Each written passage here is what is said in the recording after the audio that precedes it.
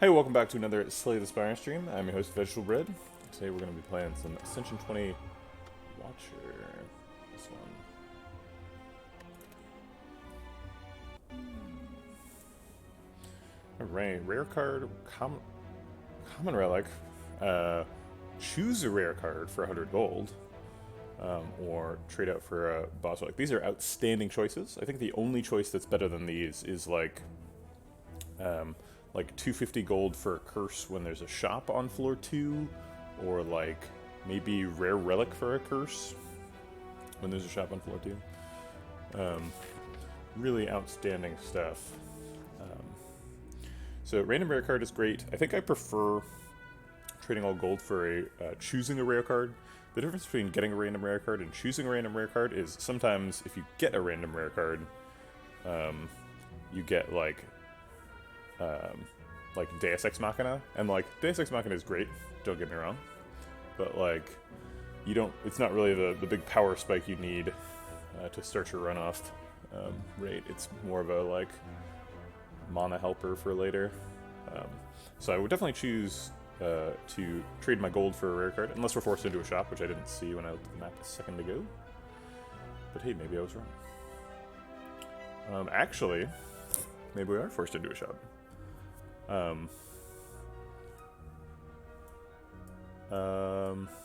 There's a 4 elite path here. We could get this guy, that guy, that guy, and that guy. That's pretty interesting. And on that path, we are not forced to do a shop. That's probably these 3 question marks in that fight. We are Watcher, so there's a good chance we could survive that route. Particularly if we get such a strong start as choose a rare card. If the rare card doesn't turn out to be good, we could go on the right, get 3 fights before this elite, and fire afterwards. A little bit of an easier path. If we get to here and it turns out we're not ready for 4 elites, we can take this fire instead and get 3. That's a pretty easy path too, so I definitely think we're probably going this way. But let's see what the random card is. Random common relic is quite good too. I certainly don't think anything bad about that, but I just think choosing a rare card is really powerful. The common relic, like, some of them are good, some of them are not that useful. If I'm choosing a rare card, it's pretty much guaranteed to be good. Floor 1 lessons learned available. Or devotion, also quite good. Devaform, obviously, also quite good.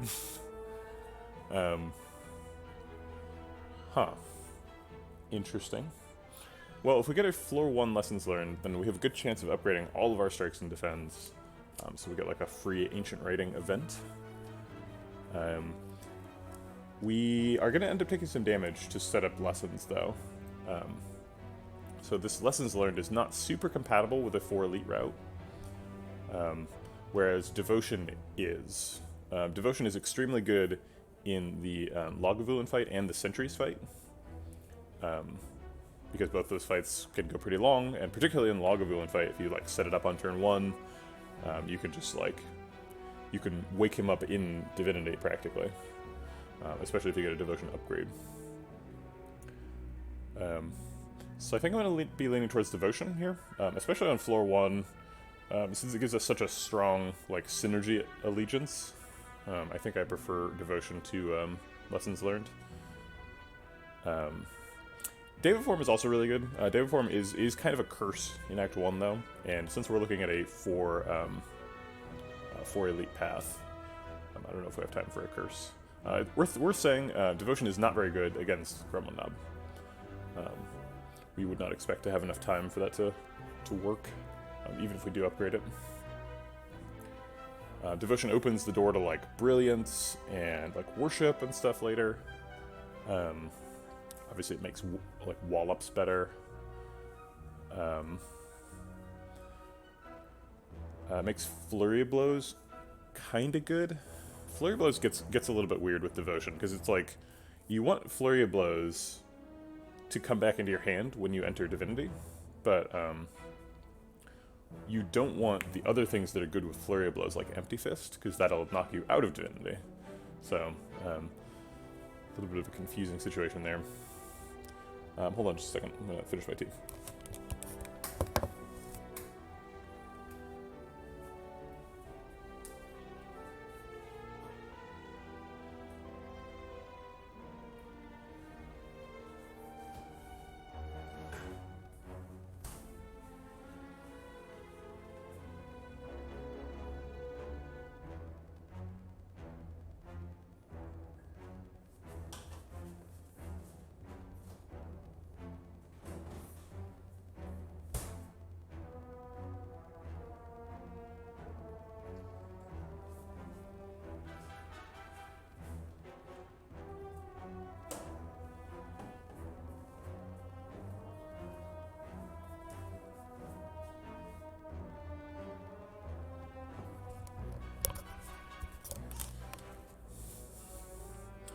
This is quite a now selection. I think any of these are way better than Skip, right? Any of these are great. Devotion is definitely like the most unique feeling. It makes a Brilliance later really good. Gives me some mana to play around with if I find a Deva form later.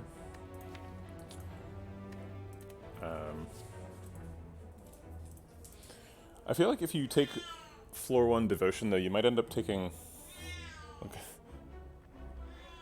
really loud cat. Okay, let's do Devotion. Let's see where it goes.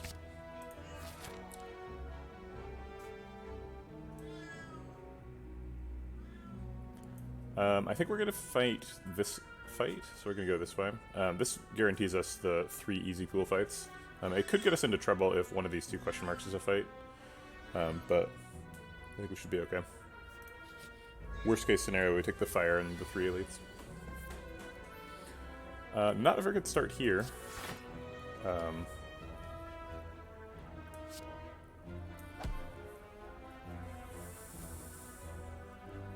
Devotion does not do much in hallway fights. Probably not trying to wait out Jawworm for 5 turns here. We'll just strike and not Miracle out the Devotion. I don't think it's worth it.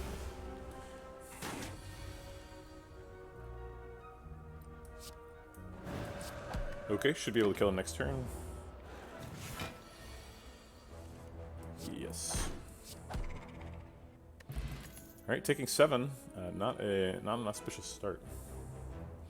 Simmering Fury is both a great card and is actually surprisingly compatible with Devotion. The way that it ends up working is if you Simmering Fury on a turn when you're about to go into Divinity, you start the turn in Wrath mode, and then you get the 2 mantra and go into Divinity. So you end up drawing 2 cards and then just changing stances twice, so you're not actually vulnerable. So Simmering Fury is a rare, Wrath entering card that continues to be good in the presence of a highly Divinity-focused deck. The other option here is Flying Sleeves.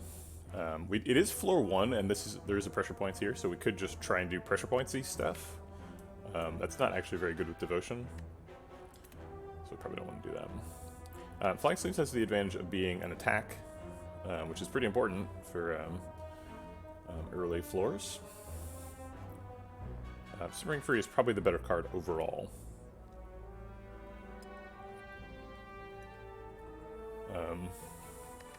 But it is hard to pass up an attack on floor 1, especially since our Niao benefit was not an attack, per se. But I think I will take Simmering Fury.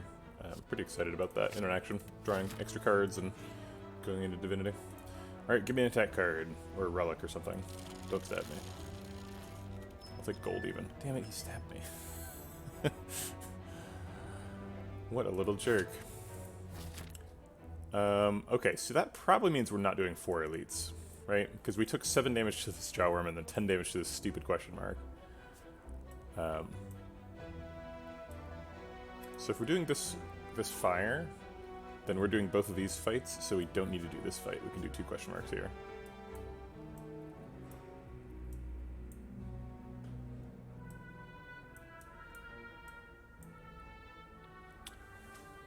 I'd hate to rob myself of an elite unnecessarily, but... Hey, Mini Dota. Are you using your own emoji to say hi? Because if so, I love it. It's very cute. Or is there another streamer whose prefix is Mini Mini?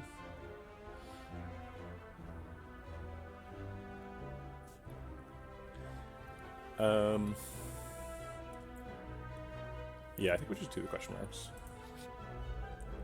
Okay, it is a fight. Simmering Free Strike sets us up a little bit. Right, we have Vigilance, so we can exit if we need. Probably Strike Vigilance is the line. Or I guess, yeah, Strike Vigilance involves the Miracle already. We don't have Lethal, right? Strike is 36 plus 18. That's 5 energy. I'm not sure how I'm getting that. Cool.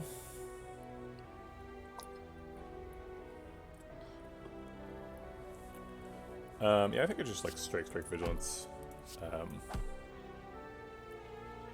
Yeah, we should get another shot at him before he hurts us.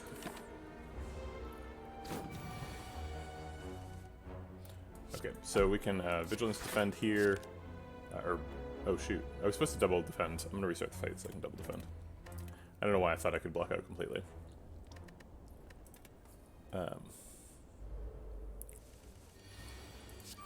I was like about to explain how I could finish the fight while taking 1 because he was going to attack for 11 and then I could set up the 18 damage turn.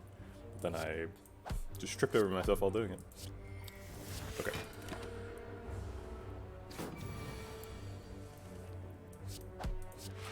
Okay, so we can take 1 damage and set him up at 18. So if we got draw 3 strikes, we get him.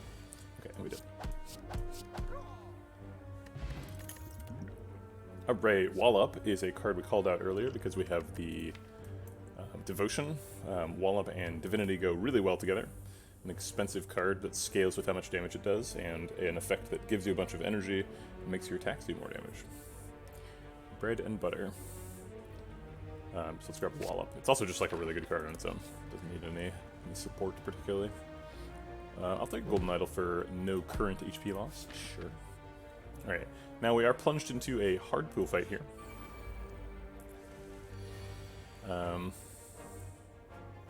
If we Simmering Fury, we're guaranteed to not be able to get out of it.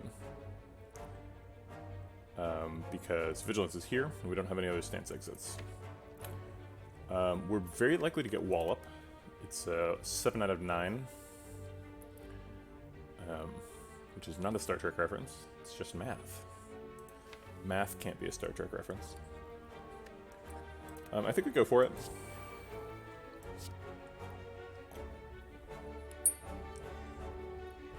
I don't know which one to strike. I don't think it matters, probably. We're going to be in Wrath mode. I like this one in case it matters. I'm going to Miracle out the Vigilance as well. We get 2 extra energy next turn, and we're drawing 2 cards, so we might need that energy. Alright, so Wallop kills you, and Strike kills you. Great, worked out. Deceive Reality. Well, there's no attack cards here, so it's kind of a choose the best block card or skip. We're not taking Crescendo. We already have 2 ways of entering Wrath, and that's kind of enough, especially since we're going to eventually be entering Divinity. So I'm pretty sure it's Deceive Reality here. Deceive Reality is quite a bit better than Evaluate in most situations. Evaluate does block for slightly more when you play it, but the real reason to play Deceive Reality is the safety, which I quite like. I was assuming we wouldn't be able to fight this elite, but then we managed to lose 0 HP in all of these fights. Or I guess we lost... Did we lose 1 HP in one of them? Whatever. We lost very little HP. So maybe we can fight this elite and do 4? If we go to that fire, we're probably upgrading Wallop. Upgraded Wallop is pretty good. Yeah, I think we'll be happy with 3. We could rest too. We get full value out of it. We want that upgrade. Maybe Devotion needs it. If we're against Sentries or Lagavulin, Devotion upgrade is really good. The difference between 5 and 4 is not that huge in terms of turns to get back into Divinity, but the real difference is the second cycle, because with Devotion minus, it's 5 and then 5 and then 5 and then 5. But with Devotion plus, it's 4 and then 3 and then 3 and then 3. In terms of turns in the interval of the of Divinity. I think I will take the Devotion upgrade. There's some pretty good potions. Hopefully we don't get another one here. This is a nice, easy hard pool fight. Which I appreciate. I think we're going to Miracle out Simmering Fury here. And try and get him next turn.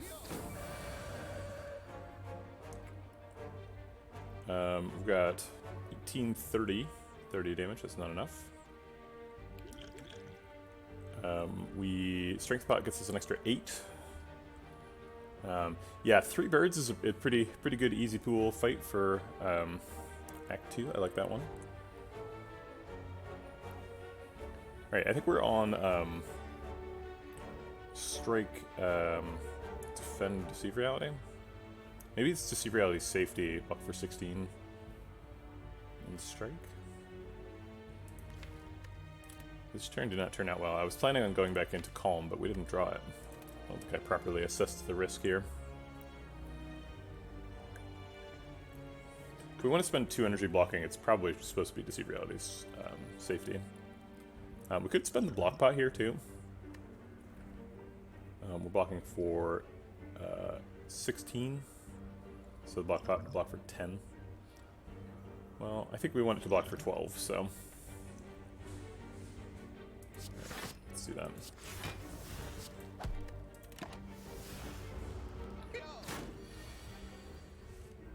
Alright, then we go lethal. Well, that didn't go well. Probably need a Crush Joints here. Tantrum is great, but we already have a Simmering Fury and Interruption and a Devotion, so a little bit full on Stance Enters. Tantrum is particularly scary because you want to play it. It like does a bunch of damage, so you want to play it while you're in Divinity, but then you don't really want to exit Divinity into Wrath, particularly. So you kind of have to like play it last, and then, you know, if you're not killing the opponent, then you're leaving yourself open to double damage. I mean, Tantrum is a great card, so. But Crush Joints has none of those downsides. Crush Joints, Devotion decks, or sorry, Divinity decks also tend to be a little bit about strength multiplication. And if you can get your opponent vulnerable, then you can change that multiplication factor from 3 to 4.5, which is a pretty big jump. So I think we'll grab Crush Joints. Also, we just need an attack in case it's Grandma Nub. Speaking of which, who is it? Lagavulin. Ooh, turn 1 Devotion against Lagavulin. Yes, please. Okay.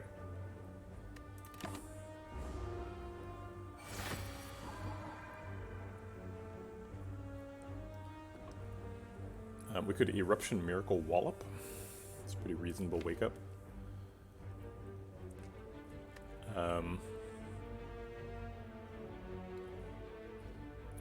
Or we could like just try and wombo combo really hard, and next turn just like Deceive Reality Simmering Fury, get a safety in hand, draw a bunch of cards, go into Divinity. I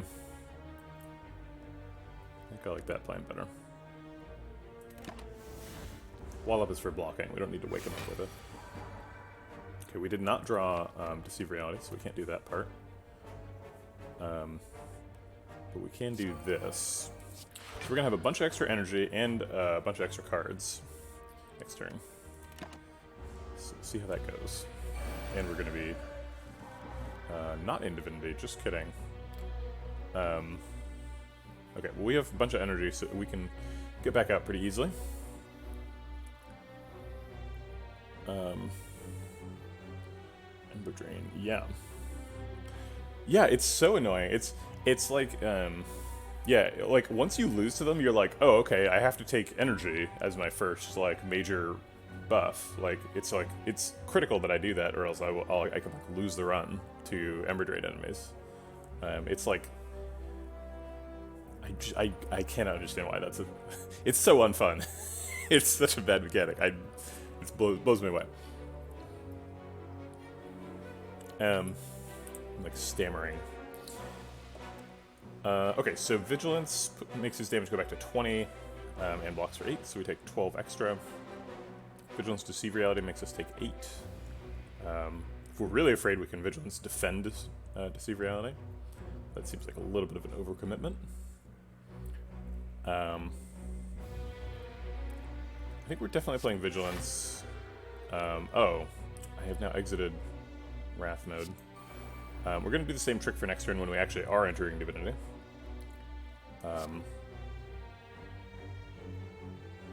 I guess we'll just block for this turn.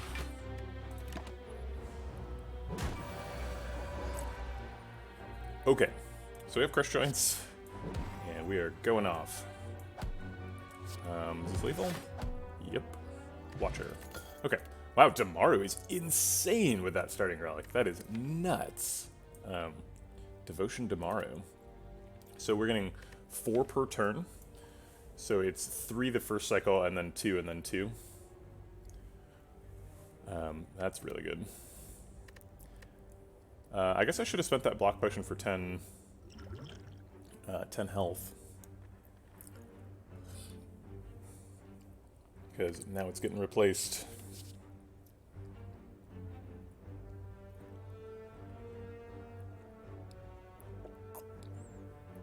I can't afford to take a stance exit, since we're planning on going into Devotion a lot.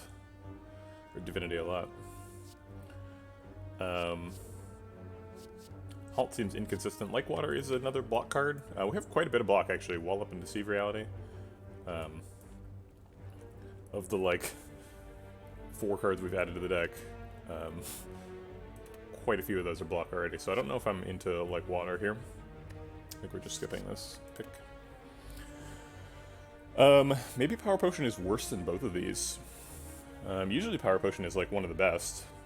But here it's like... Watcher powers are kind of weird.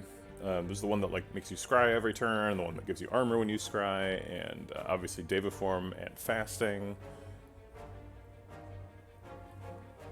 But, like, which one of those is better than Strength with a Wallopin deck against potentially Gremlin Nub? I don't think any of them. I guess we're skipping a Power Potion. I literally don't know if I've ever skipped a Power Potion before, but there we go. Alright, we got the Crush Joints upgraded. Wow, I was going to do that at a fire. I guess we get to rest at this fire, fight 2 elites. Seems great. If we don't get robbed. I think we played both the block cards and then Crush Joints, Miracle Strike.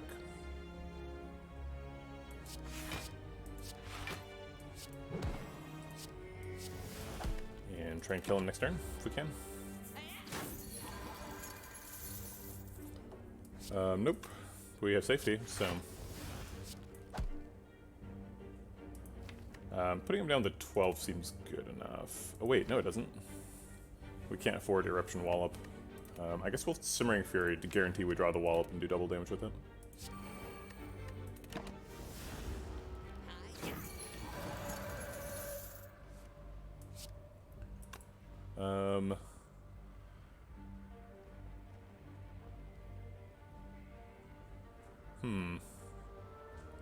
So we can block with Wallop, Defend, and take 5. Or we could, like, Vigilant Simmering Fury.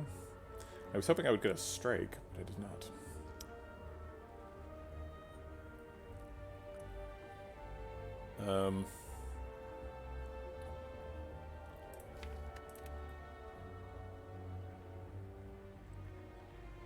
Yeah, I guess Wallop Defend. Maybe it was a mistake to Miracle out the Strike on turn 1, because I should have had a Miracle up for this turn.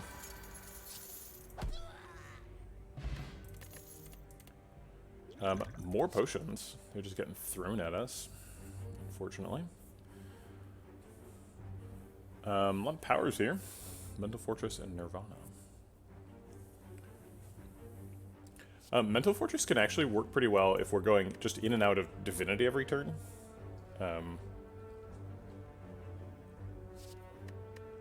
Because if we're like... if every turn we enter Calm and then like play Simmering Fury and then enter Divinity next turn, we're getting like 12 block per turn, which is pretty insane. That's a pretty good turn already though, so I don't know if it feels a bit win-morny, right? It's like, if you're in that good of a situation, why do you need Mental Fortress? So I don't think I'm going to take that. Empty Body's scary because we go into Divinity, so things that say exit. Actually, maybe that's not scary, because maybe you like play all your attacks and then you play Empty Body to exit and defend. I'm gonna go to the bathroom really quick. Be right back.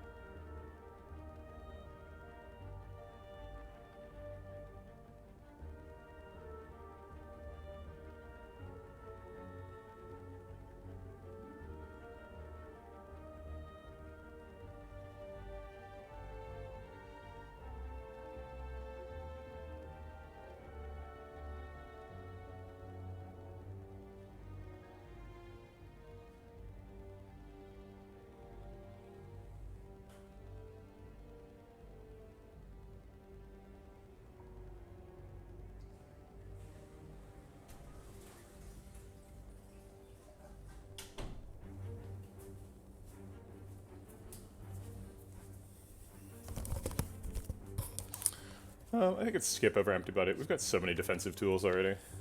I'm just not that worried about it. We're skipping the Swift Pot too, I believe. We do have turns where we get like a large amount of energy. So Swift Pot could be useful for our Divinity turn. But I think the Strength Pot is also pretty useful for that turn. And Block Pot is useful for keeping us alive. Although we keep refusing to use it and taking 10 damage. But whatever.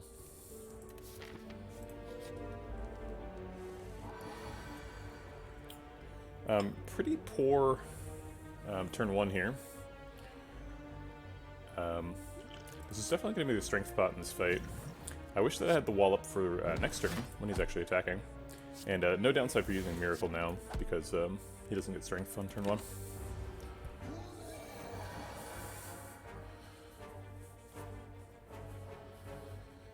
That's happening, and that's happening. Do we have our Simmering Fury? We draw all these cards, shuffle, and draw 1 extra.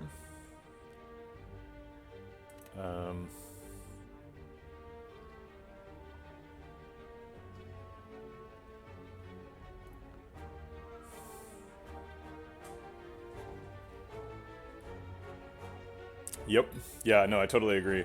That's why some people like track their potion percent, and I knew it was like 30% going into the last fight, but I just, I was willing to take that chance.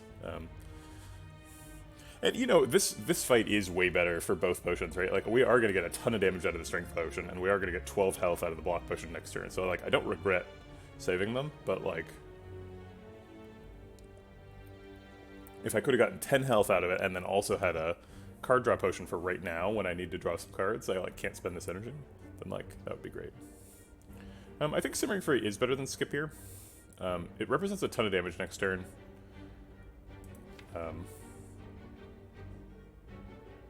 He's doing, he's normally doing 8 then 24. If we Simmering Fury, he does 11 and then, what is it, 29? 11 plus 29 is 40. So we'd be surviving at 13. That doesn't seem like a really healthy way to go to this next elite fight. So maybe we take 8, and then instead of 24 next turn, we'll take 12 and try to win without going into Wrath now. That seems pretty sensible.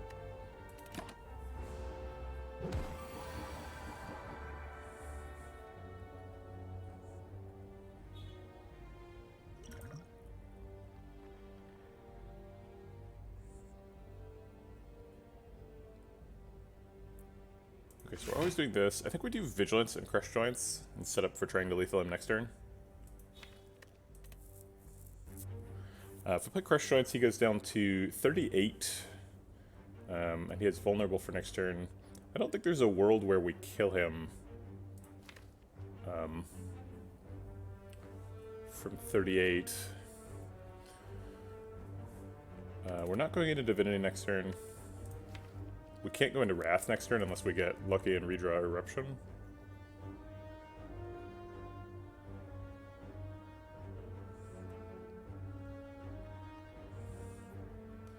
Vigilance is net positive health, though. So we'll do it. And it enables Crush Joints, which is huge. Alright, I'm not exactly sure what the lethal out is, but we need one. Oh wait, we're in Divinity. Durr. Okay. I forgot about the Demario. Okay, I won't forget again. Conjure Blade's insane. Deus Ex Machina is pretty good. There's another shot at Mental Fortress.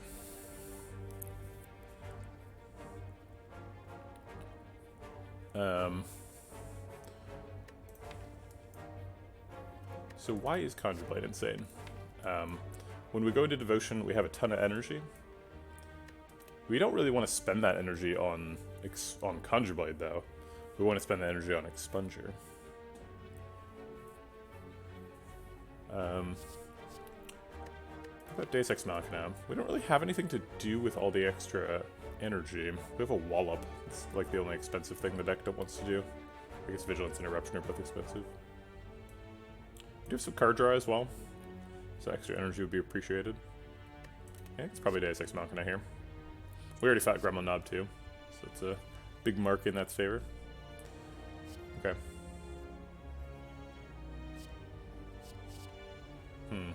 Conjure Blade's so good though.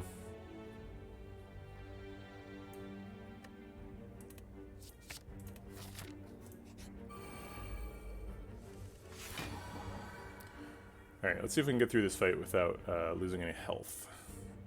We're going to be doing 4 damage next turn, so we want to set somebody up to have 4 health. We can do that on this guy. And then we have to choose if we want to break another one for 6 damage, or if we want to develop a safety. It seems like if we want to take 0 damage in the fight, developing safety is a pretty good line. Let's do that. We could Miracle out a strike, try and break another guy.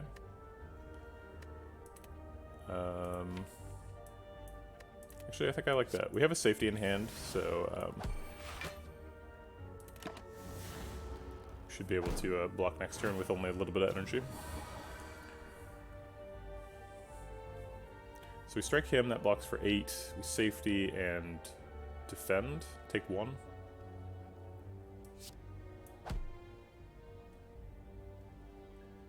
Yeah, I think so. Not sure why I chose to break the one who had, who wasn't buffing. I guess it's because I was going to be weak and setting him to 8 seemed like a good number. I suppose it still does.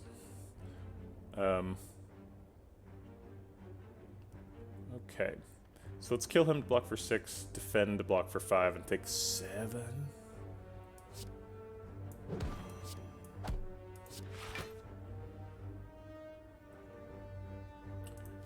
Do we think we can do 26 if we go into Wrath next turn? We have 18 there. So yeah, we just have to draw one more attack.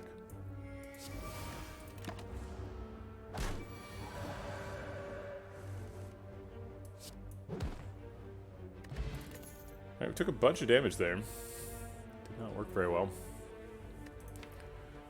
Do we ever Sash Whip? It's really good against Slime Boss, who is our boss here. Especially if we can get it upgraded. I don't think we're going to get it upgraded. I think it's probably behind Wallop in the list, and I think we're probably resting.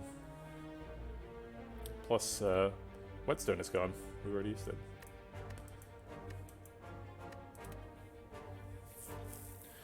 Are we skipping here then?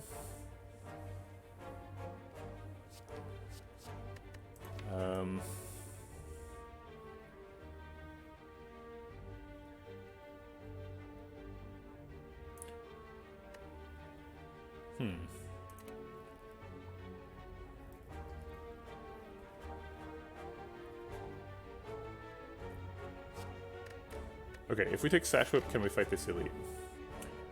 This was Gremlin Nub, so this is going to be either Lagavulin again or Sentries.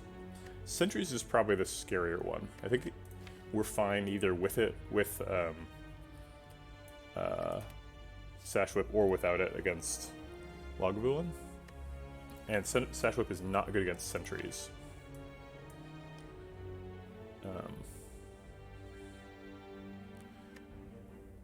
Being able to weaken Slime Boss on his big attack turn is huge, though.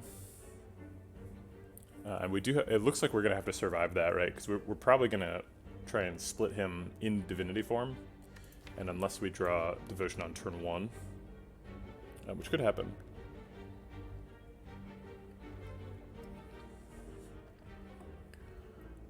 Then we're gonna need to either weaken him or like have a ton of block. Or a ton of health. So I think we skip this, do the hallway fight. We could take a second Simmering Fury. Seems pretty wrong though. It's just a lot of Simmering Furies.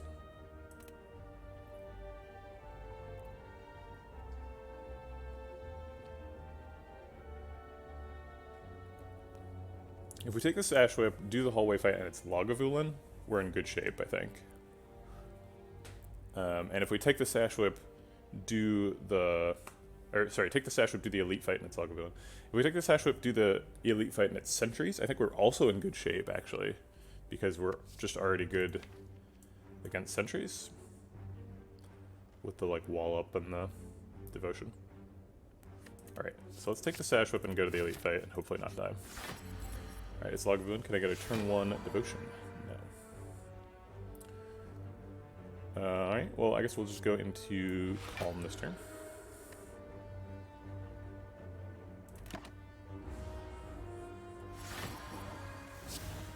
Oof.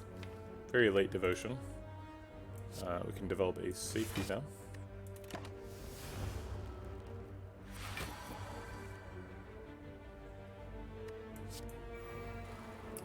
Might as well wake him up, because there's no downside. I think there's no better use for this miracle than just getting 6 damage.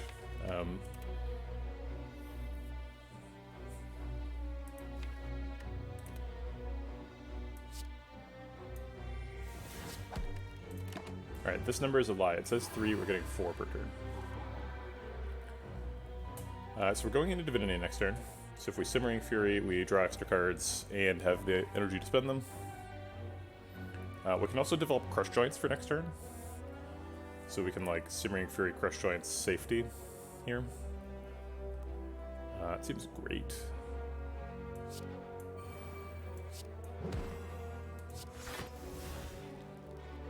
We could Miracle out a defend too.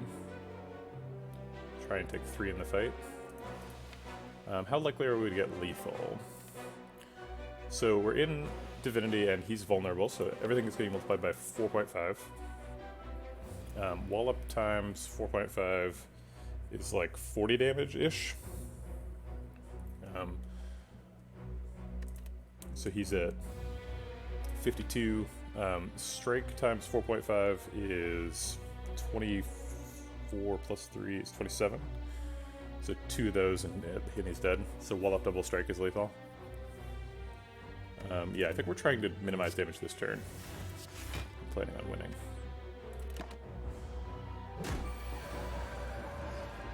We got the wall up, we got 2 strikes. I think that's lethal, right? Yep. Strawberry's helpful. Sands of Time is a truckload of damage. And it's exactly the kind of card you want with Divinity. So you can just hold it in hand until you go into Divinity and then wreck somebody's day. It's a little bit slow, but we needed some more damage for sure. We got a lot of block and not enough damage. It's a great way to split Slime Boss too. So I'm pretty happy about Sands of Time here. I do think we need a rest though. Because we currently die to Slime Boss's 38 damage. We got through that elite about as well as we could expect to. But we just can't afford the upgrade. Unless we might die.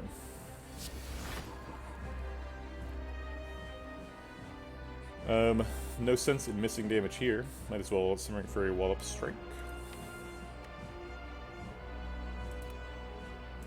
Simmering Fury helps us find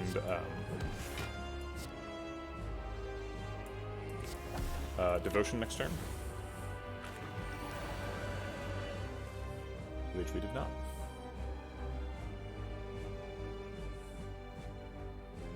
Alright, we're gonna have to go into Vigilance. And we're probably gonna want to develop a safety for next turn. So let's just spend all the energy on that. Crush Joints is appealing. We could get it with just a Miracle. But I don't think we're attacking him next turn, so the vulnerable isn't super relevant. It's really just 20 damage. But 20 damage is still a lot. Alright, I will Miracle that out. It's 20 damage.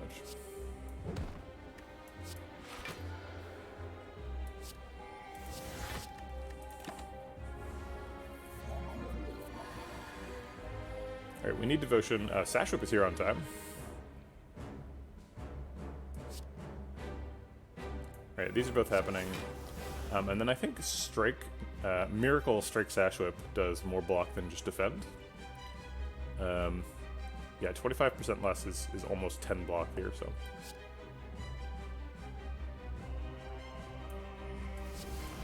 Plus we get 17 damage. Nifty.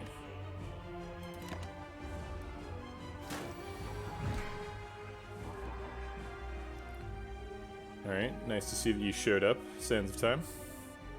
We're going into Divinity next turn. So I think this turn is going to be Defend, Crush Joints, Strike, as long as that doesn't split him. It's going to do 10 and then 9, so 19. Yeah, that doesn't split him.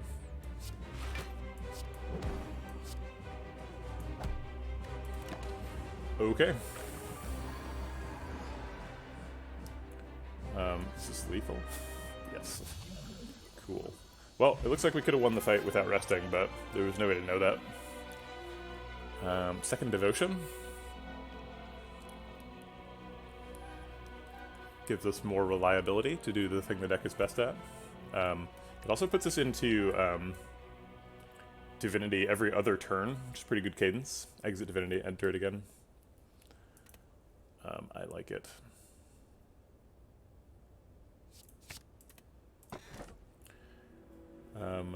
Pandora's Box, Violet Lotus. Renewed Pyramid is obviously super great. One of the best boss relics in the game.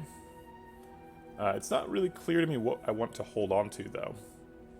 It's just gonna, like, junk up a whole bunch of strikes and defends into my deck. I'm looking seriously at that Pandora's box. We've got all the bases covered over here, right? We've got like a bunch of damage. We've got some pretty good defensive tools. If we get like a Talk to the Hand, we have ways of removing artifact. Got some energy if we get like a Deva form. 2 devotions, so if we get like a Brilliance or something, that's great. We don't have an egg, which is the normal, like, aha, Pandora's box will be excellent here. Card, but like, I think Pandora's box would do quite good here.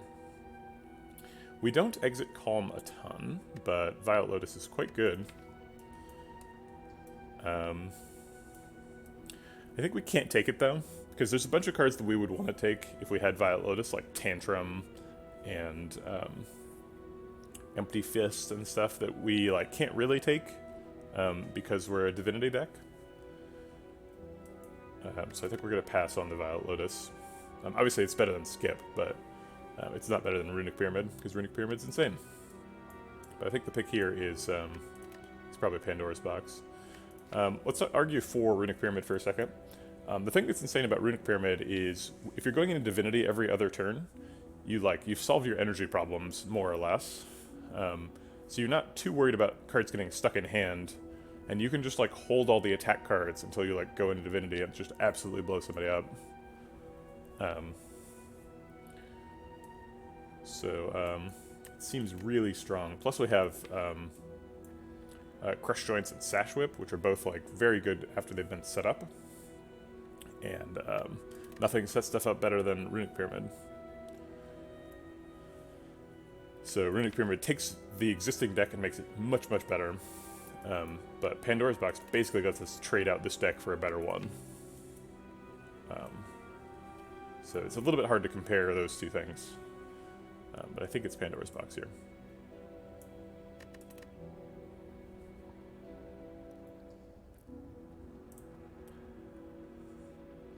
Okay, got Master Reality, Mental Fortress, Prostrate, Cut Through Fate, Wheel Kick, Collect, Wreath of Flames, and Bowling Bash. Interesting. Wreath of Flames is kind of interesting. Wreath of Flames is like a it's sort of like a strength card, and with the Divinity Form Vulnerable combo, our strength gets multiplied by 4.5. So if we can like pair Wreath of Flames with like Ragnarok, for example, something that like has a multi-attack, then it's 4.5 times the number of attacks. So you could, in the case of Ragnarok, you get 6 attacks. So 4.5 times 6 is like, I don't know, 27. So you'd get a 27 times strength multiplier. So you'd be, and Wreath of Flames alone would be representing like 135 damage. So, dang. Although, you know, there's limits to the marginal value of an additional point of damage, right? And I think if you're in Divinity form with a vulnerable target using Wreath of Flames on a Ragnarok plus, I think you've reached the limits, right? Like you've exceeded a heart damage cap by a significant amount. You've killed all of the Act 3 bosses easily. I think you probably clear the Act 4 elite with that too. So like, it's not really worth pursuing that combo. But, you know, each marginal piece of that combo also works independently, right? So it's cool when they all multiply together, but they don't have to. They still work on their own. And it's not like we have a choice about this Wreath of Flames. It's just in the deck now, so I might as well talk about it. Collect is quite bad. We've already got a Source of Miracles, and it doesn't work with Master Reality, because they're already upgraded. So that's upsetting. Cut Through Fate and Wheel Kick are both insanely good with the Divinity turn. Particularly Wheel Kick.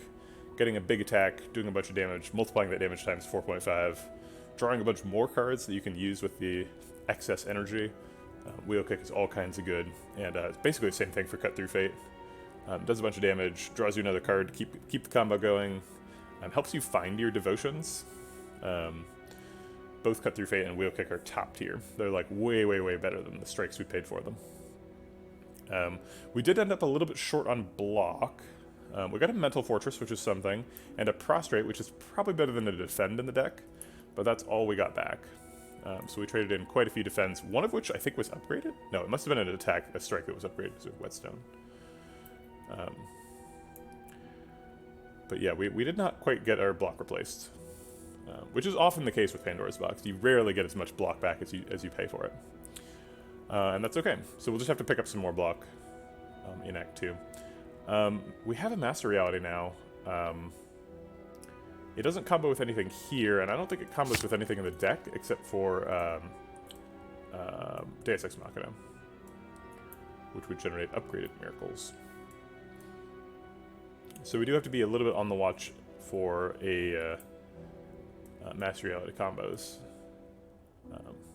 Conjure Blades and the like. Or we could just card remove the Master Reality, which, you know, doesn't feel great, but we could feed it to, if we run into Campfire Spirits, Master Reality is excellent for that. Okay, alright, I'm done talking about Master Reality. Alright, Champ. Champ is all about scaling. We can outscale Champ pretty easily. Not too worried about that fight. I would like to go to a store. We have 333 gold. Act 2 question marks are very important. I'm not sure if bites are good, given that we just gave up all of our strikes and that we have kind of enough attacks. Apparitions would be extremely good, though. I like this little segment, Fire Elite Fire. But we probably want to go here. Go there, I suppose.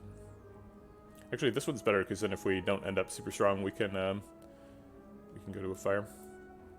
Murder is block, that's true. But that'll only get you so far, you know?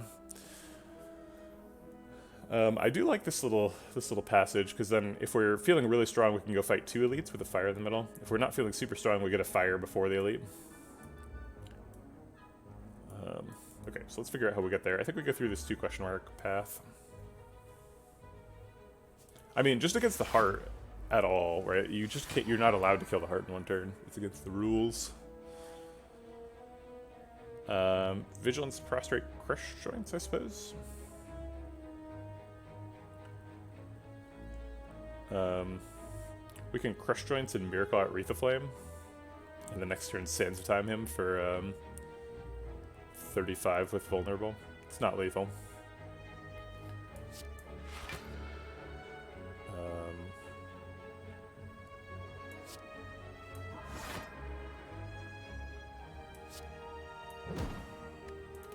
No point in Miracle out the Wreath of Flames. It's not worth it. 2 copies of Devotion in hand. That's nice, but doesn't really block. So we're taking 14 here. And then we get to go into Divinity next turn.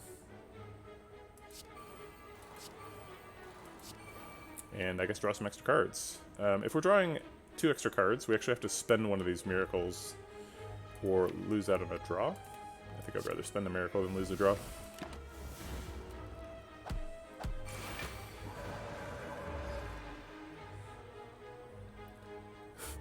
What up, Avocado?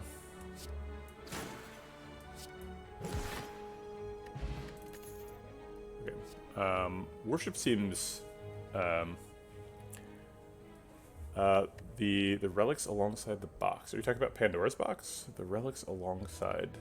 Do you mean what cards were in Pandora's box? I'm having trouble interpreting what you're saying, Ducky Chaos. The cards that were in the box. So, the most unfortunate one was Master Reality. It was all the cards from here on. So, Mental Fortress and Prostrate was our block. We got some really good attack stuff. Wreath of Flames is kind of interesting since we were like multiplying that strength. Theoretically times 4.5. Bowling Bash helps out sometimes. Oh, the other boss relics. I see what you mean. The other boss relics were Pyramid, which we seriously considered. And, gosh, what was the other one?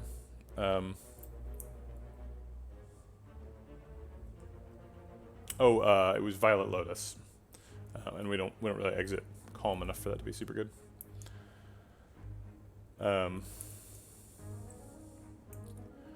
Okay, We don't want another Sash Whip. I don't think we want Worship either. we have a lot of access to Mantra, so I think we're good on that. Thanks for the follow, Ducky of Chaos. Perhaps the real relic that was alongside Pandora's box was you. I opened Pandora's box, and Ducky of Chaos entered the chat. In fact, Pandora's box containing chaos. That's quite thematically appropriate. It called to you.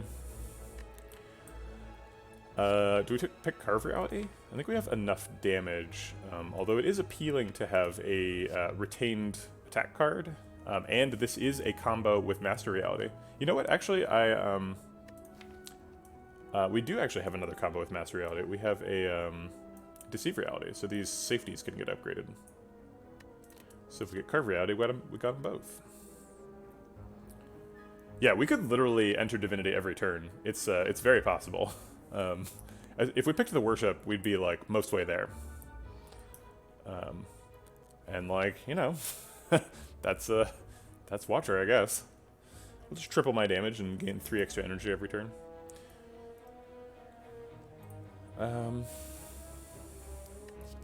The problem with Carve Reality, though, is it doesn't block, and that's the thing that the deck is the weakest at.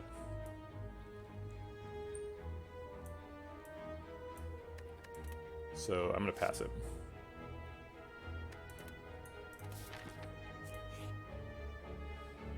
Here's Bites. I feel like we have plenty of attacks, so taking a bunch of extra bites seems pretty dubious. But being able to heal in fights is really good, and it doesn't cost any current HP. Takes us down to 48 max HP. So it's really just, do we want 5 bites or not? And I think we don't. I think that's too many bites.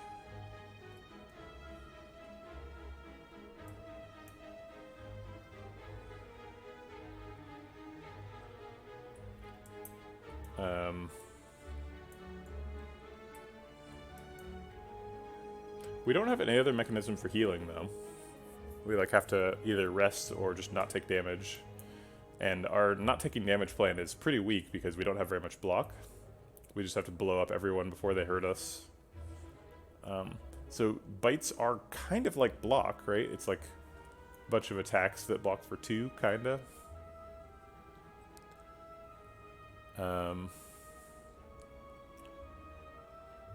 If we had a Molten Egg, this would be great.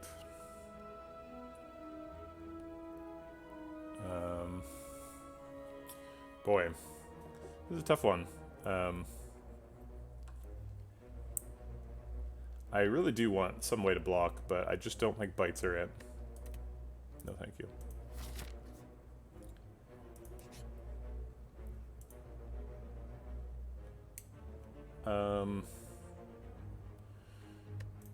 Ritual Dagger could do some pretty insane damage. And we should be able to set it up pretty easily. I think we take this.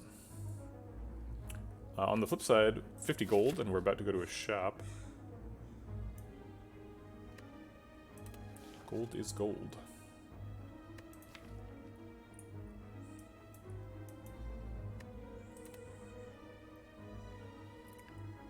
I think we'll take a dagger. Sure. All right. So now we got a side quest. All right. Their health totals are close, so we should target Mugger if we can. Probably gonna Bowling Bash Sash Whip this turn, and it seems like developing Devotion Plus is probably pretty good. We're at 1, we'd get 4 extra per turn. So we're kind of going into Wrath right about when they start running away.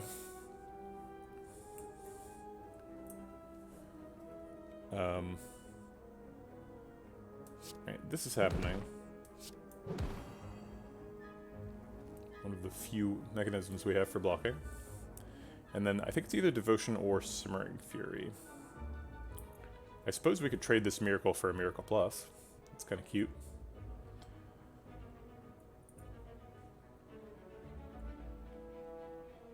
I think it's devotion. Maybe both. If we go into Simmering Fury and draw the Ritual Dagger, we can kill the back cultist with it next turn, get a proc. And then like get a wall up or something.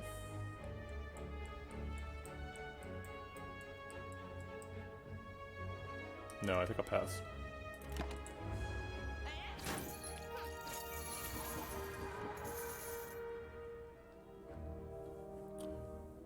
Okay, so we could Miracle, Crush Joints, Wheel Kick, which presumably is lethal. Yeah, so you generally want to choose the back one, unless their health totals are like way different. Sometimes it can be at like, he can be as low as like 45 and he can be like as high as 53 or something, in which case you might want to consider targeting Looter, but you almost always want to target Mugger because he does more damage. When he blocks for more. So he ends up being quite a bit more dangerous. And a little bit harder to kill. So for Crush Joints and then Wheel Kick, Wheel Kick is going to do 22 damage, 22 plus 10 is 32. So that's lethal on him. And we draw a couple cards. We have 1 energy to spend on blocking. Seems okay. Deceive Reality fits the bill.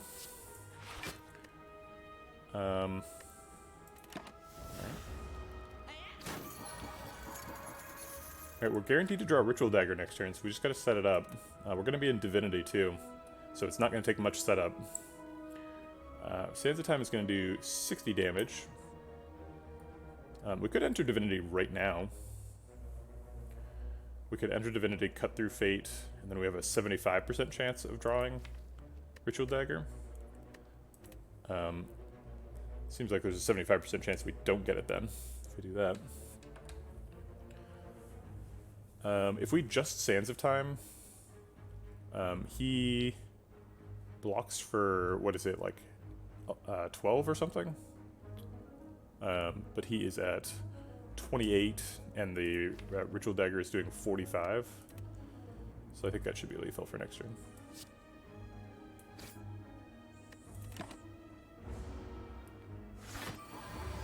It's only 6.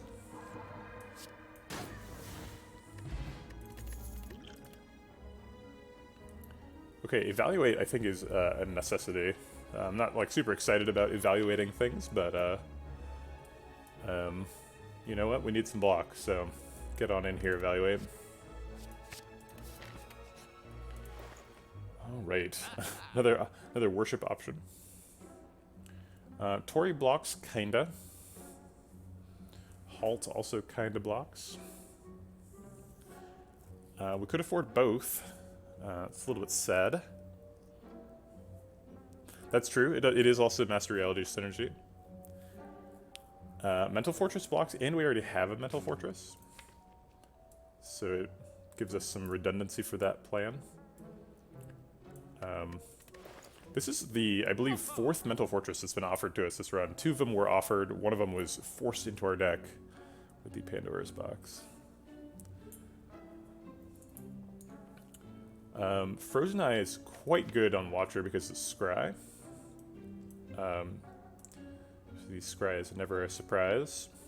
It also helps you set up Ritual Dagger. You get to see where the insights are.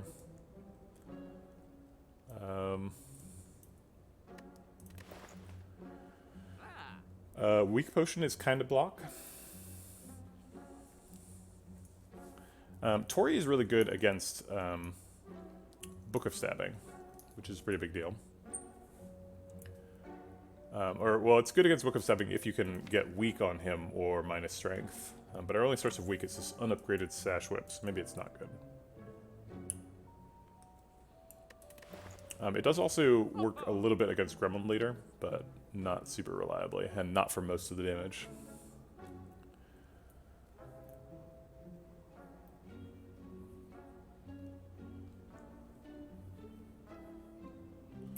Chrysalis, most skills block, so we could just add a bunch of random skills to the deck every fight.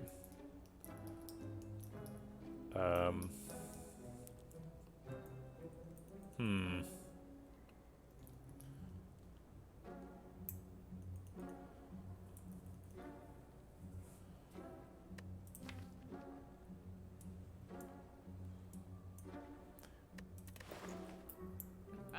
about, like, Mental Fortress, Weak Pot, Block Pot, card remove? Or, like, Mental Fortress, Frozen Eye? Let's see, how much does Mental Fortress Frozen Eye cost? It's 241. So we'd have 126 left, which is almost enough for a potion and a card remove, but not quite.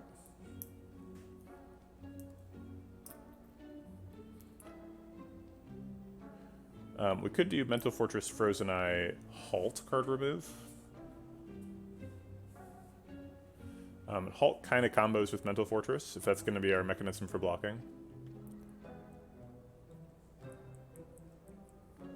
If we get Mental Fortress, we want like a Meditate, so that we can like, you know, enter Calm at the end of turn to get some block, and then exit to go into Divinity next turn. Get extra energy.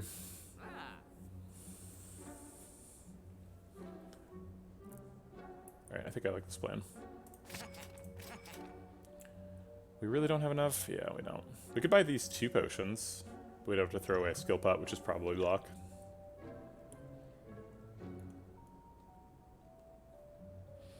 Okay, block pot versus weak pot. Also, do we need the card remove? Maybe we just buy one of the potions in the halt. Card remove is probably going on Master Reality, sadly.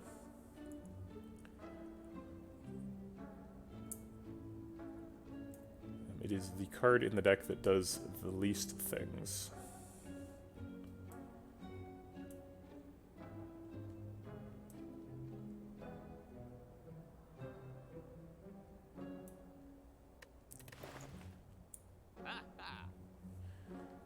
Yeah. If we run into Bonfire Spirits, though, we'll be really upset that we removed a rare card.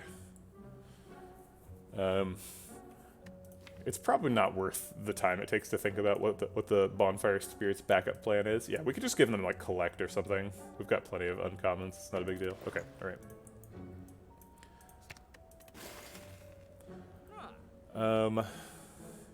Is Halt better than Skip? I am legitimately not sure. I think most of the time Halt just blocks for 4. Or 3. Yeah, I think Halt is probably worse than Skip. We can set it up because we have Frozen Eye, so we can try and be in Wrath when Halt is coming around. Also, Simmering Fury is insane with Frozen Eye. Like, you know exactly if it's going to be safe to enter Wrath.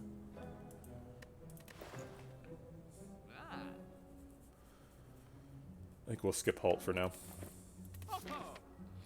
We're at 22, so probably not ready to fight 2 elites. So let's go rest.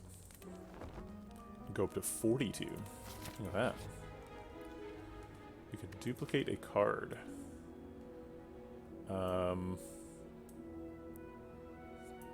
We could duplicate Devotion Plus. Then we would get 3, 6, 8, 9 mantra per turn, so we would enter Divinity every turn, except for 1 out of every 10 turns. And we have a Prostrate, so we would probably enter Divinity every turn. Oh wait, no, Prostrate would have to line up perfectly, huh? Oh no, it wouldn't, because you'd like go into Divinity and then you'd have like 5 extra mantra, so you could go Prostrate and go up to 7 and keep the combo going. As long as you're not at 9, because you can't enter Divinity twice, I guess. Yeah, Frozen Eye takes a lot of work to utilize, unfortunately.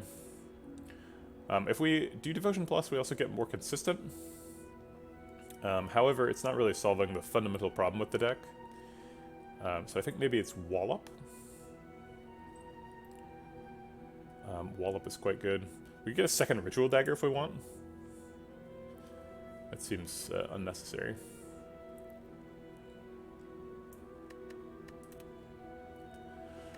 I wish it was a Wallop Plus. It seems like a waste to copy an unupgraded card. But I think Wallop is what we need to be doing. Alright, that's nice. I do appreciate that. Let's see what's happening. So next turn we have 2 Mental Fortresses and a Simmering Fury. And then Simmering Fury draws these 7, and we can't exit. Even with the Cut Through Fate, we only get up to here. No Vigilance. So we're probably not playing Simmering Fury. So it's probably like Mental Fortress Wallop or something.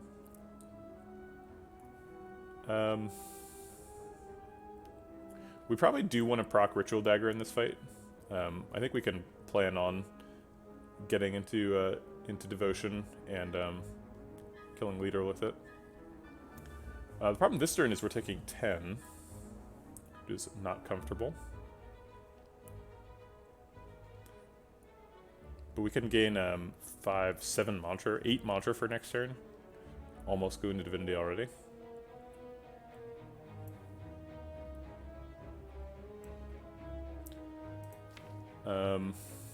Actually, we are playing Simmering Fury because it draws us extra cards and then we go into Divinity. That's what's really going to happen. So we'll play Mental Fortress, Simmering Fury probably. It's kind of assuming we get a turn off. Which is an uncomfortable assumption, particularly if we're leaving all the gremlins alive. So maybe we just kill a gremlin.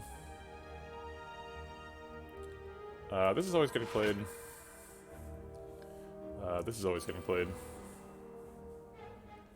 And this is always getting played. Okay, so it's Ritual Dagger or Collect. Collect doesn't really do anything. I guess it's either Ritual Dagger or Skip is the real way to think about it.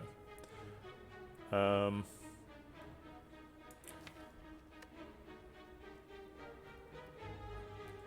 we're getting these next turn. We could Wallop one. It doesn't kill him, though. Yeah, I think we have to blow Ritual Dagger, unfortunately. Do we trade the Miracle up and do a Miracle Plus? I think we do, because that way next turn we can Simmering Fury, Mental Fortress, and Wallop.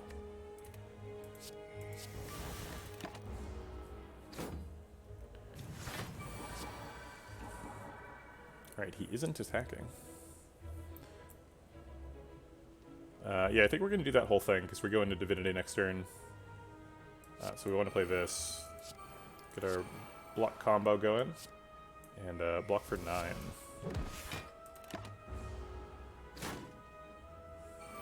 Wow. Very sneaky set of gremlins here. Okay, 6 energy.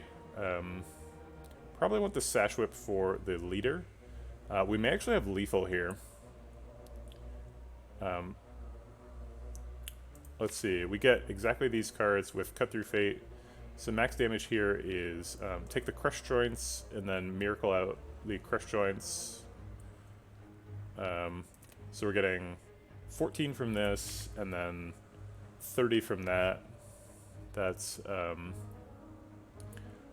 44. And then we're getting oh, wait a minute. Why are we not in Divinity right now?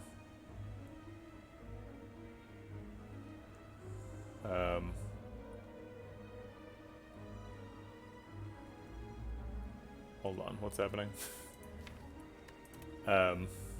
Sorry, I apparently fundamentally misunderstood something because we're not in Divinity right now. Is it random which one it does? Thanks for the follow, Escargoon. So like Escargot, but with Goon. I'm gonna restart the fight to find out what happened. I've definitely played that combo before and entered Divinity. Maybe it's random. Maybe it works differently with Damaru as it does for Devotion. Oh my god, I would hate that if that's the case. Is that the case? Because the math lines up.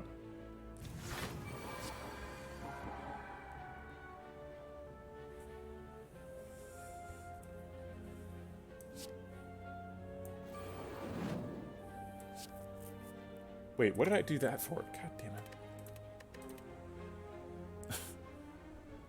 just so focused on, I was like looking at my character and I was like, okay, just play the cards. Play the wrong card instantly.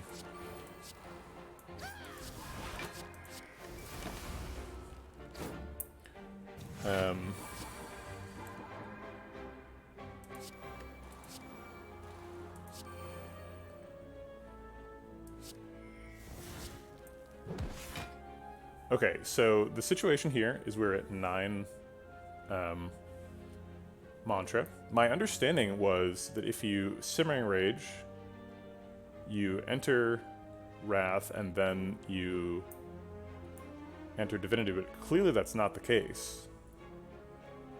So we're gonna have to watch these animations very carefully, because they'll try and tell us what's happening. There might be bugs in the animations too, but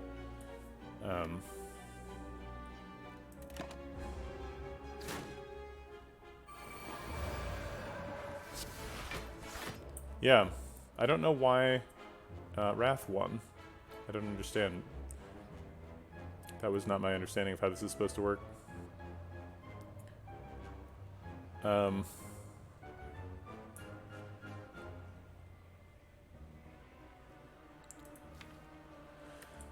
Okay. I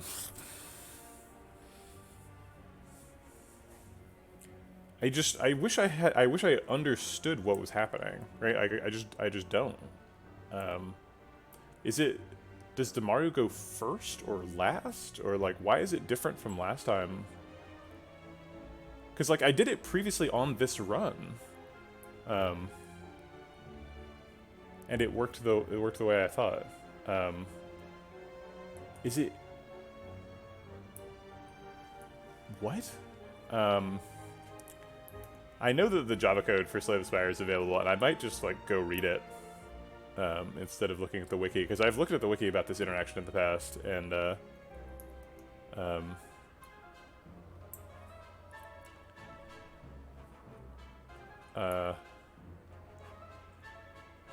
I see what you mean, Digital Charmander. Yeah, we could do science. Okay, let's do science. All right.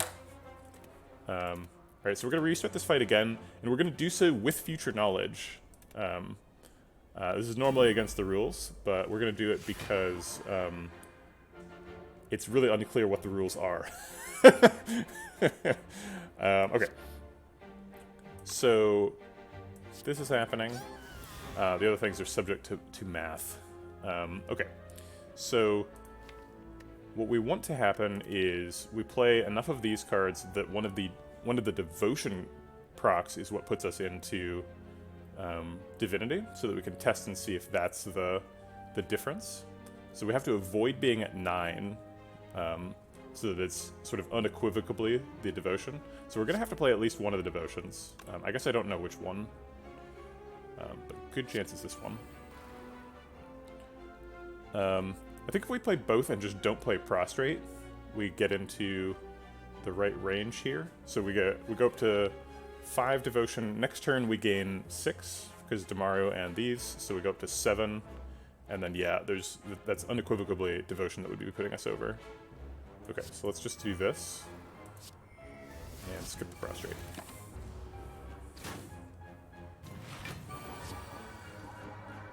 Also, all of the future knowledge that we would have gained, that we are gaining from restarting this fight, we could have gained with Frozen Eye, right? We're just learning about the rules. Okay, so we're gonna Simmering Fury, which is gonna put us into Wrath, and hopefully it's gonna put us into Wrath and then Devotion.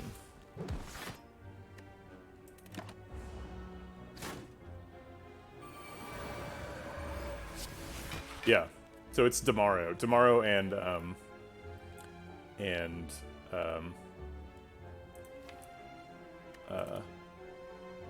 what is that card called? Simmering Fury interact differently than Simmering Fury and Devotion. Wow, that's annoying. How are you supposed to know that? I have no idea what, like, that's shocking.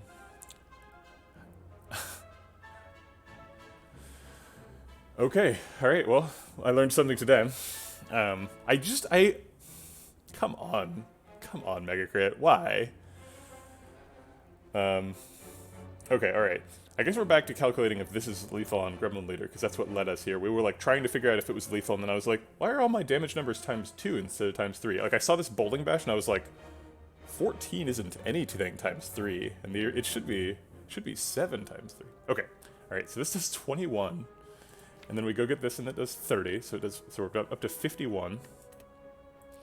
And then Bowling Bash is going to do 31 per tick times 4, so it's going to do like 120, so it's like easily lethal. Okay.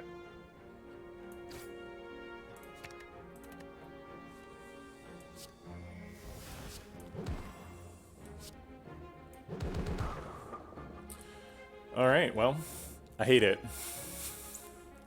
I don't like it. I don't like one bit of it. That was the worst. I'm not a fan.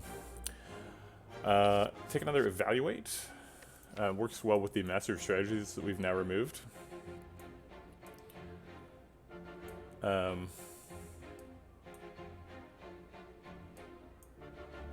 It blocks. We have 2 wall-ups now and 2 mental fortress and then evaluate. So I think we're a little bit less desperate than we were when we entered Act 2.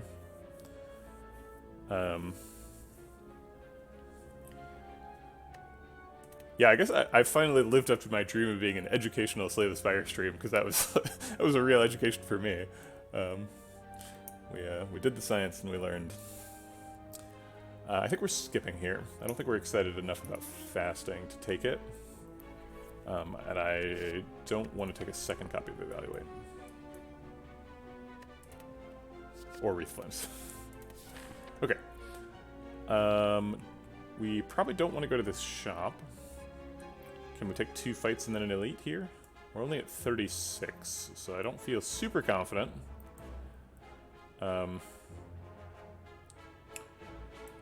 So I don't... I have pretty strict rules about restarting fights. And I think that fight...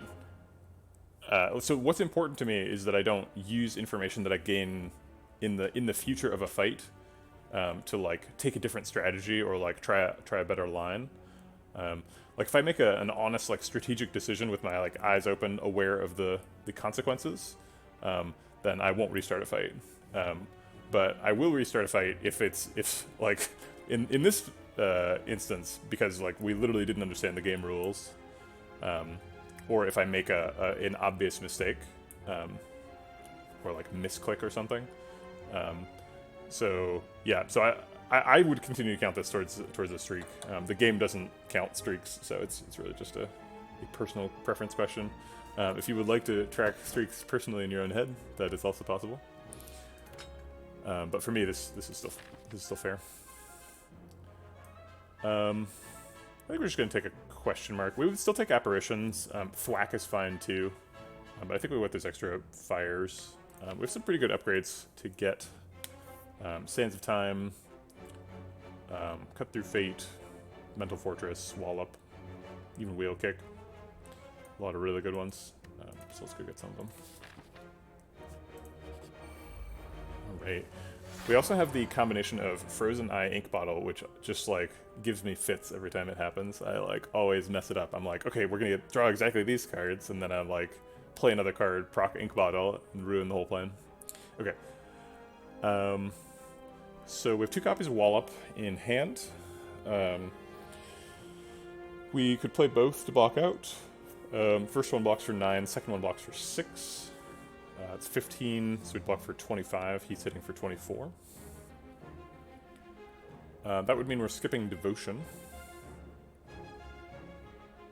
and Vigilance.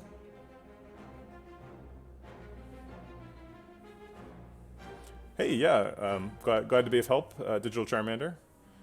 I appreciate your support coming to the stream, hanging out. We could... What else could we do?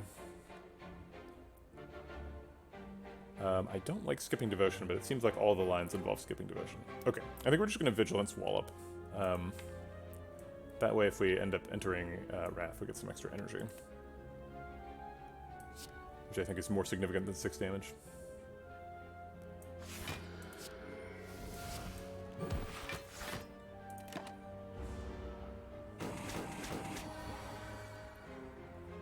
Alright, Sash Whip reduces damage from 24 to 15, which is pretty significant. We don't have any other mechanism for blocking here, so I guess it's going to be Sash Whip Double Mental Fortress.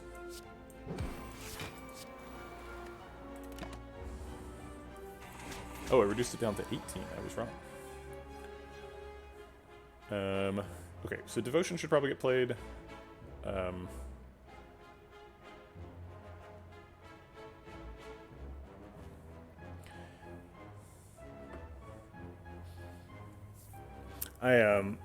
A2 in 2 weeks does seem impressive. I saw Jorbs put out a video of Monster Train, and he was on Covenant 25, and I was like, geez. That dude hits it hard. I'm only on Covenant like 6. I've been playing a fairly significant amount of time. I think he's been playing it on stream though, which means he's been playing it quite a bit more than me. Okay. Oh, did he edit his file? Oh wow. That seems odd. Why did he do it that way? That seems so unfair. Yeah, I noticed he was making some comments. He said something that where he learned something, and I was like, you should know that. He's played with way more. I thought he had played way more than me, so I was like, huh.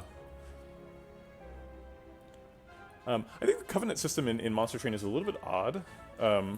In Slay the Spire, all of the Ascension upgrades are things that are pretty clearly bad for the player, right?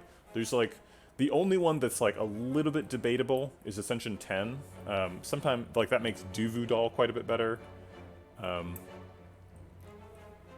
But come on, the Ascender's Bane is way worse than the theoretical interaction with cursed things. That's true. Ascension 1 isn't worse. Ascension 1 is better. That's true. People are correct. I was not thinking about that one. Which I guess is equivalent to the oh shoot, I forget what they call it. Covenant system. Because Covenant 1 is also clearly good for you. But actually, many of the Covenants are clearly good for you. Covenant 4 is good for you. There's, just random ones where it's why did you design the system this way? I don't understand. It makes... If Covenant 4 is good for you, then Covenant 3 runs are harder than Covenant 4 runs, and I don't understand why you would put that difficulty spike in the middle of your progression.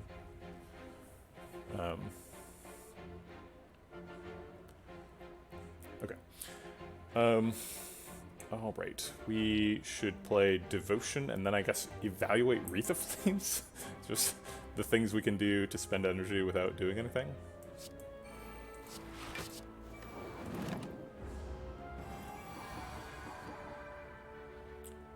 Okay, we can Wheel Kick, and we would draw these 2 cards, get a bunch of energy, and then we could draw Deceive Reality and play it.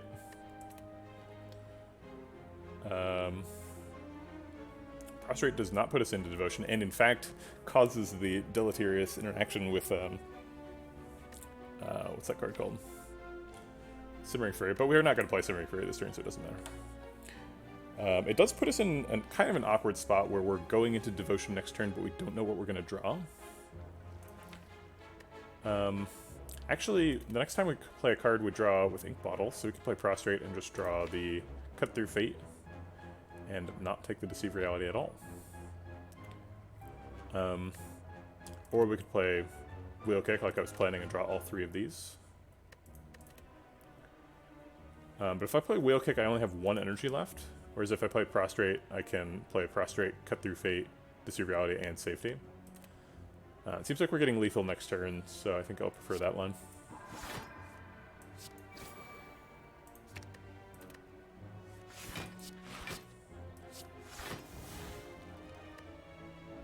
It occurs to me now that it's over that I would have had enough energy because I would have drawn Deus Ex Machina, but whatever.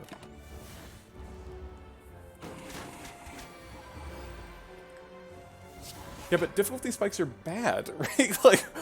Why did they put all of them in there? Okay, we want to draw Ritual Dagger, and we almost can. If only we'd left the, whatchamacallit, Master Reality, and then this Insight would be upgraded. We'd draw 3 cards, we'd get Ritual Dagger. Everyone would think we're super cool. Oh, we're weak, so this is only doing 45 damage. So maybe we can set him up. So let's do this to block out this turn. And then if we can put him to 18 or lower, we can set him up. This does too much damage. We could Simmering Fury, so we could kill him from 36. And he's already below 36. So we have lethal now. And we're blocked out. Okay, so now we're going to set up Ink Bottle for next fight. We are going to play 1 card next turn. So we can play 2 cards now. Set it up on 9.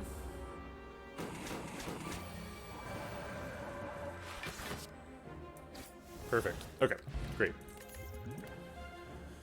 There's the Meditate. Talked about wanting a Meditate. We're getting a lot of our block from Mental Fortress, so Meditate is great for that. It also helps us do things like play Sands of Time and then meditate back the Sands of Time, and then get it again. Not to mention the establishment implications. Okay, unfortunately we're at 9. We have to go do some more hallway fights. If we take in bites, this fight could get us to full health, but we did not take the bites.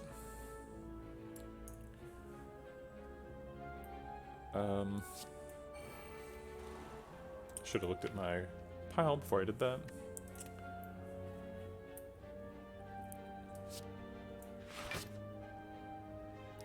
So we're not taking lethal here, but it's close. What are we drawing? We've got Wallop for next turn. I guess like Wallop Meditate is our plan. Let's go ahead and trade up this Miracle. We might need a skill pot to survive next turn. A really big, important part of this fight is you have to do 20 damage to Centurion, or to either of them technically, so that Mystic starts healing. And we did not succeed at doing that on turn 1, so she's going to be buffing, which makes the fight more dangerous. Crush Joints Wallop does do the 20 damage, which is nice. We draw these 5 cards. Nothing super helpful in there. Deceive Reality Safety will be probably enough to block.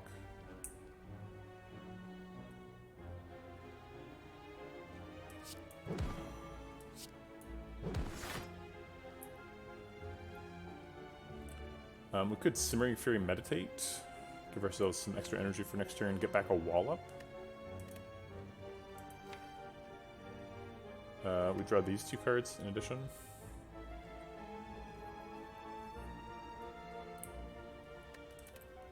We are going into Divinity next turn. If only we could meditate back the Ritual Dagger, that would have been nice. Yeah, it does seem like we should Simmering Fury Meditate. I'm not sure if the Wallop is actually necessary. I guess I'll take it in case she's attacking. She can be attacking, it's allowed. Nobody's attacking. It's all just us. Okay, so we can kill him easily. I guess we'll do it with Sands of Time.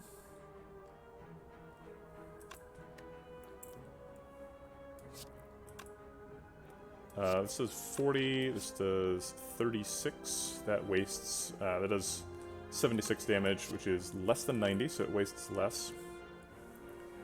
If we Wreath of Flames, this probably kills. So let's Wreath of Flames and Wall Up. Yep, that kills. Okay, great.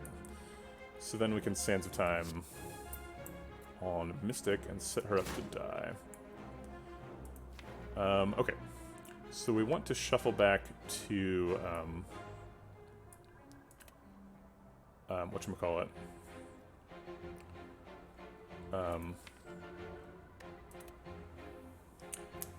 Ritual Dagger. If we Insight now, we draw a Cut Through Fate, which we can't play. So let's Insight next turn so that we can shuffle and see what we're getting. And then I'll Miracle out the Deceive Reality so we have a safety. Just in case. Okay. Like we planned, let's do this part. We can go into Divinity now if we want.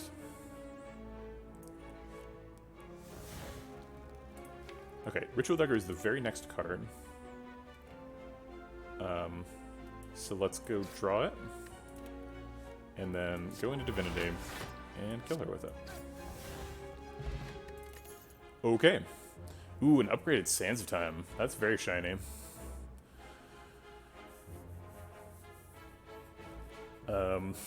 Yeah, I think I'll take a backup Sands of Time. Spirit Shield is really appealing, though. It's quite a good card. We have several cards that retain the safeties and smites from Deceive Reality, and never mind, we didn't take the Carve Reality. We've also got the Miracles from Deus Ex Machina and from our Pure Water starting power. And I theoretically Collect also gives us Miracles, but... Meditate also causes retained cards, so Spirit Shield can hold on, can benefit from those. I think this Sands of Time is too shiny, though. It's distractingly shiny.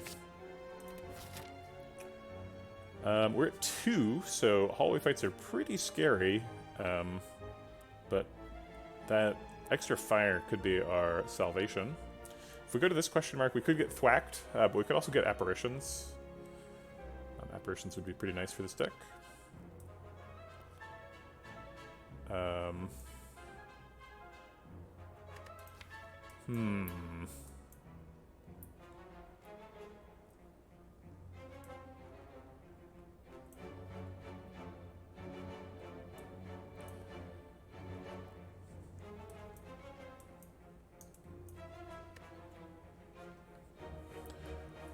If we get the Golden Idol event, that would give us a way to retain 2, so there's actually either apparitions or that would increase our survivability somewhat.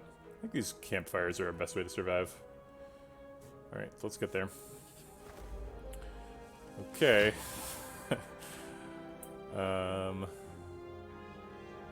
What is Cut Through Fate gonna see? Sands of Time is nice to have in hand. When we play it, we're also going to draw a card. So I think we're going to play Sands of Time, play Cut Through Fate, take the Sands of Time, discard the Simmering Fury, draw the Wreath of Flames so that we have Wallop for next turn.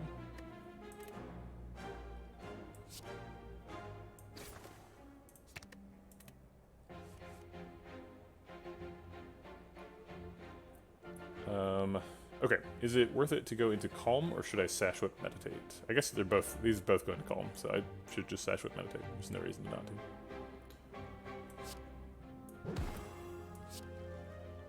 to. I presume we're meditating back the Cut Through Fate, but I guess I don't know that. Okay, so we're drawing these 5. Probably can't set up Ritual Dagger next turn. It's only going to do 12 damage to this bird. Actually, if he's vulnerable, maybe we can. So if he's vulnerable, this does what? 18? And this does 5, so he goes to 19, and then we do 18 damage to him. Not quite. If we end this turn with Wreath of Flames, actually, then Crush Joints is going to do 7. So he goes down to 17, and then Ritual Dagger does 18 and kills him. Okay, that seems better than meditating. We don't know what Chosen is doing. She's probably attacking. And I think we're going to have to hope that Wallop and Skill Pot is enough to defend us.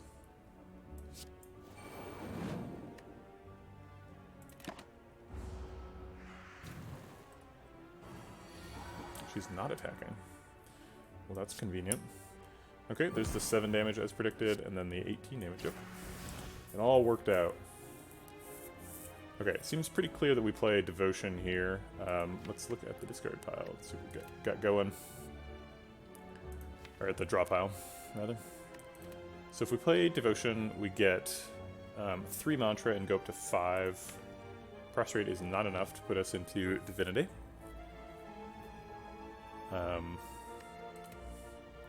Assuming he's attacking next turn, or she's attacking, excuse me. We've got Evaluate Prostrate.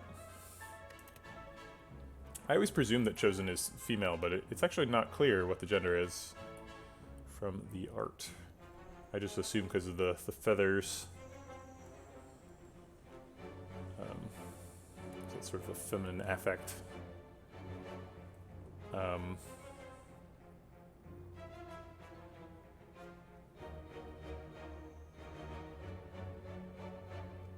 think this game takes sort of a weird stance on religion, because it's like there's a cult, right? And they call it a cult. They're like, these people are cultists, right? And there's this whole thing with the ritual dagger, and they're like in a frenzy, and they don't even care if you steal it, right? And then there's the awakened one, right? And the chosen, right? Presumably chosen is like going to be stabbed in the future and turned into awakened one through some ritual. But the thing that really like that blows my mind is like they call it a cult, but also it's like empirically true, right? It's like, no, these cultists really do have magic powers. Look at Awakened One, right? It all works. It's real magic. It's not like it's not pretend. Okay. I don't think I can like figure out what I'm doing next turn, but I don't think collect helps really at all. Maybe the collect does help. If we collect now, we have a miracle and a miracle plus next turn. Sands of Time is going to cost 2. I don't think there's any way we're getting lethal, even with 2 Sands of Times. Maybe if we miracle Devotion collect, we will have played 3 cards, so we'll get up to 7 on Ink Bottle. We can do the Miracle Plus to get up to 8. Prostrate gets up to 9. We could like find Mental Fortress. That doesn't really help us. We're gonna do this for sure. And I think we're not gonna play Miracle Collect. It does play 2 cards, but adding the dazes is pretty bad. Ooh, actually we added daze to next turn. That's unfortunate, because we needed that Deceive Reality. So now we can only block for 10.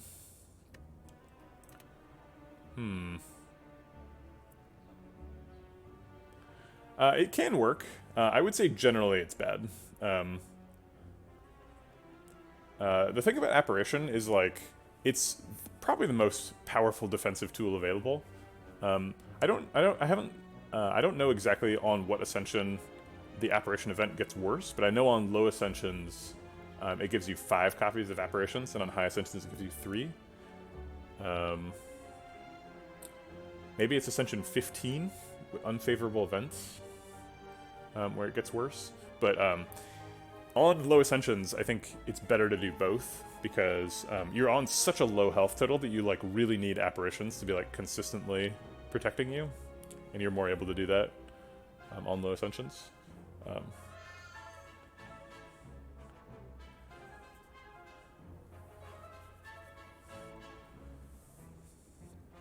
What's wrong with Ascension 12? You don't like getting fewer randomly upgraded cards?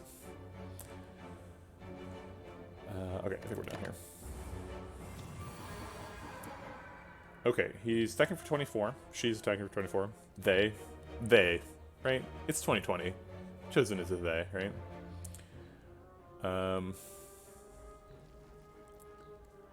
We can block for 10. That's not enough. Let's see if this helps us.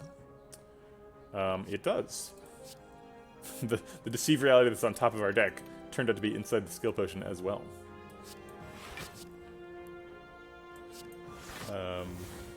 Okay. So we need to block like all the way out because we're at 2. And now we're going to draw absolute garbage next turn. So we can play Mental Fortress and or Deceive Reality to draw a wall up next turn. So we should have some ability to block. We also have the Insight, I suppose.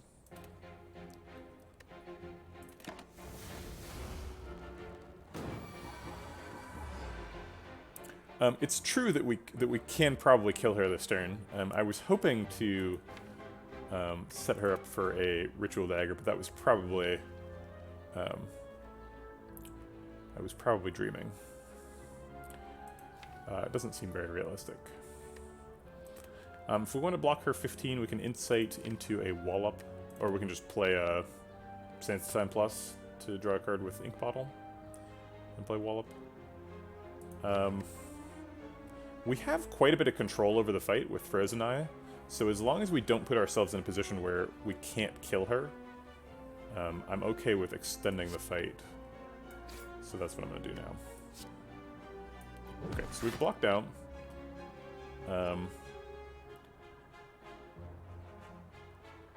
Next turn, this is going to go down to 15 damage because we're weak.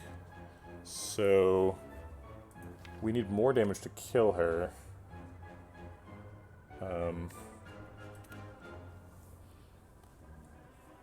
We have insight, so we can draw these cards. So we'd have enough damage to kill her next turn if we need to. So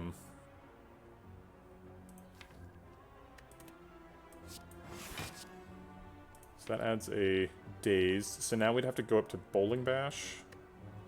So this would do 5, and we wouldn't be able to kill her now.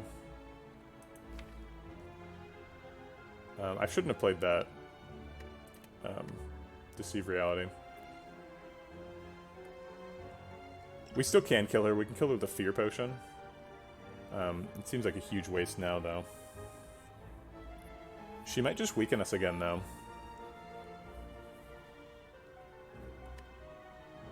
Alright, let's give it a shot. Yeah, she is not weakening us. Okay.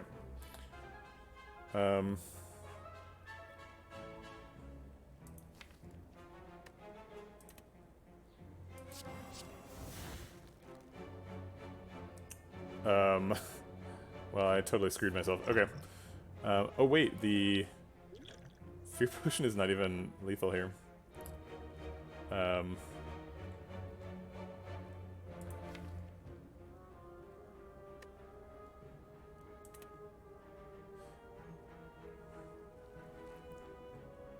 Can we play 7 cards? If we did, we would potentially draw 1, but playing 7 cards is very likely to put a daze in front of Bowling Bash. But I guess not guaranteed.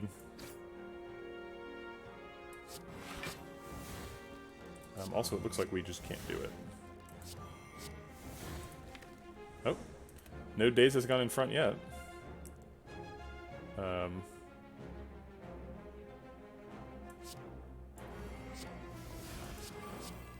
I don't want to see. Oh my god, we got him. And we didn't do the vulnerable potion early enough, so whatever. Okay, alright, this... I think we could have won this fight. But we were in a bad spot, so I'm going to let myself die.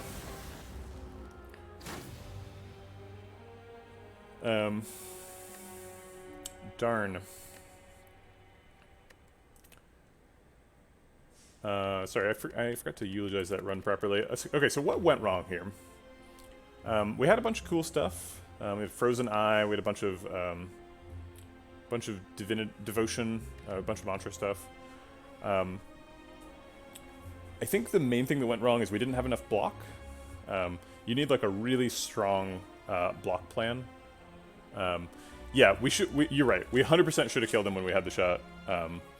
The reason I didn't kill him is because I wanted to shuffle and get back to Ritual Dagger. And what I said out loud was, it's okay to keep him alive as long as we have a guaranteed way to kill him. And then I played another card that removed my guaranteed way to kill him, and then I died. So it was 100% a mistake. And I think I could have been justified in going back and restarting the fight because it was a straight up mistake. But I don't think the run was winning. And you know what? I had restarted quite a few fights in that run already, so I was okay letting it go. So the problem with Devotion is it's bad in hallway fights, right? Like any sort of power focused strategy, In hallway fights, it's like you run into, Snake Plant. He's attacking you for 24, right? Like, what do you do? Well, you need to block on that turn, or you need to like kill Snake Plant, or do something really powerful and really quick. You need a lot of like front-loaded stuff. And what the deck was trying to do was like transition from being like a boss killer with a bunch of mantra to being able to defend itself with wall-ups and able to like kill enemies with like the Ritual Dagger. It was just too slow though. Like 2 Sands of Time and like a bunch of Devotion is like, it's neat, and you can kill the heart with that. And it's tempting to think, well, if this deck can kill the heart, then like obviously I should be able to win the game, right? But if you can kill the heart, it's very easy to get yourself into a position where you can kill the heart, but you can't kill Writhing Mass, or you can't kill Snake Plant, or you can't kill Snecko, right? Like, there's a lot of challenges in the game that aren't just the heart. So I think this because of the floor 0 devotion, I think I like focused in on that part of the deck a little bit too strongly, and didn't end up building a sort of well-balanced deck that can win hallway fights, which is why we died to a hallway fight.